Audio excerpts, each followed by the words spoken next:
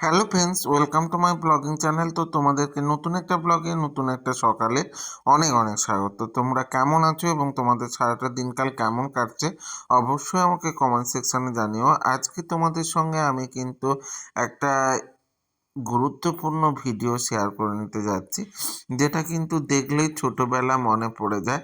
তো ছোটোবেলা মনে পড়ে যায় সেরকম একটা ভিডিও, সেটা হচ্ছে শেয়ানের হাতে খড়ি। তো শেয়ানের হাতে খড়ি, শেয়ান কে আগে বলি।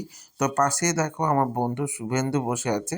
তো শুভেন্দু হচ্ছে আমার ছোটোবেলাকার বন্ধু, ও আমার এখানকার স্টাফও বটে। তো ও ওর সঙ্গে সঙ্গে দেখো ওর ছেলে শ্রেয়ান, তো আমাদের লিটিল চ্যাম্পস বলতে পারো। তো শ্রেয়ানের হাতে খড়ি দেওয়ার জন্য কিন্তু চলে এসেছিল আমার এখানে। তো আমি ওর হাতে খড়ি দেব বলে নিয়ে আসার পর ওকে কিন্তু সরস্বতী পুজো কমপ্লিট হয়ে যেতে তো হাতে খড়ির জন্য বসিয়ে দিয়েছি। ও কিন্তু আমাকে তো ছোটবেলা থেকে দেখেছে। ও বলছে আমি কেন এরকম করে লিখবো, আমি তো খড়িতে লিখবো। দেখো ও কিন্তু জোরে জোরে মুছে দিয়েছে বালির মধ্যে। তো তারপরে বলছে এটা তো খড়ি নয়, এটাতে কেন লিখবো, এরকম করে লিখবো না। তো তখন ওকে বলছে যে এরকম করে লিখতে হয়।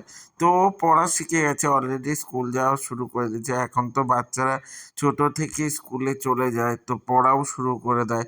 তাই ও কিন্তু দেখো কত সুন্দর করে আমার কথা শুনছে এবং দেখো হাতে খড়ি তে লিখছে। তো এরপরে বলছে আমি নিজে লিখে নেবো। আমি বললাম আচ্ছা ঠিক আছে তুই লিখ। তো এটা দেখে আমাদের সেই ছোটবেলাকার অনেক স্মৃতি ফিরে চলে আসে, তাই না? তো তোমাদের কারো কারো কি হাতে খড়ির কথা মনে আছে? আর পেছনে দেখো উম আমাদের ছোট বাবা সোনু বসে আছে। সোনুও কিন্তু আমার কাছে হাতে খড়ি দিয়েছে, পাপায়ও আমার কাছে হাতে খড়ি দিয়েছে। তাছাড়াও আরও অনেককেই আমি হাতে খড়ি দিয়েছি। তার মধ্যে সিয়ানকে হাতে খড়ি দিতে গিয়ে আমার কিন্তু সব থেকে ঝামেলা কম হয়েছে।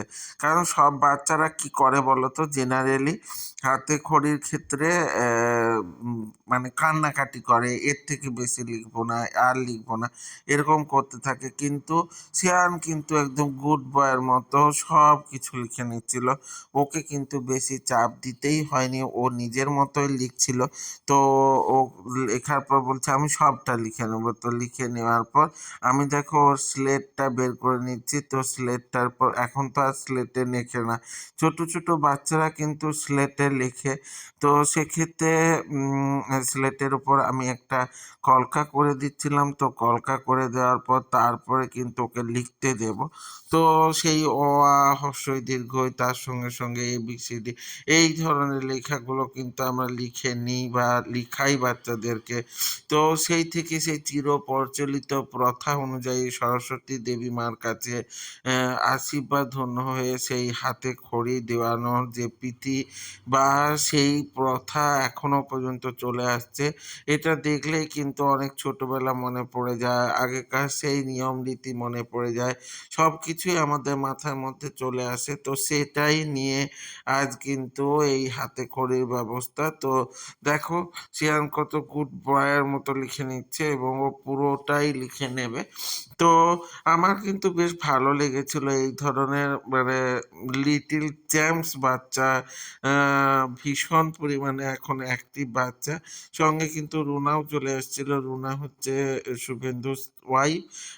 ও কিন্তু আমার বোনের মতো। তো ওদের বিয়ের সময় আমিও মাঝে ছিলাম। তো বেশ একটা আনন্দঘন দিন গেল এবং বলতে পারো বেশ মেমোরেবল একটা ডে হয়ে রইল।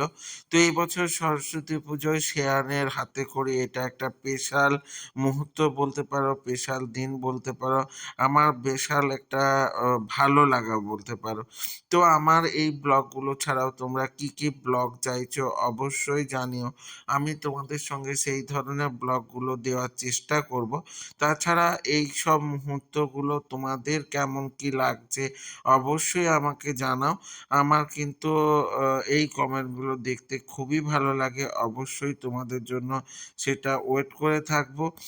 তো আমার ব্লগগুলো ভালো লাগলে লাইক, কমেন্ট, শেয়ার করে দিও। YouTube থেকে দেখলে সাবস্ক্রাইব করে দিও এবং সাথে বেল আইকনটা ক্লিক করে দিতে ভুলে যেও না।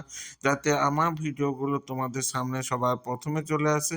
দেখা হচ্ছে নতুন একটা ব্লগে, নতুন একটা সকালের সঙ্গে। ততক্ষণের জন্য ভালো থেকো। টাটা।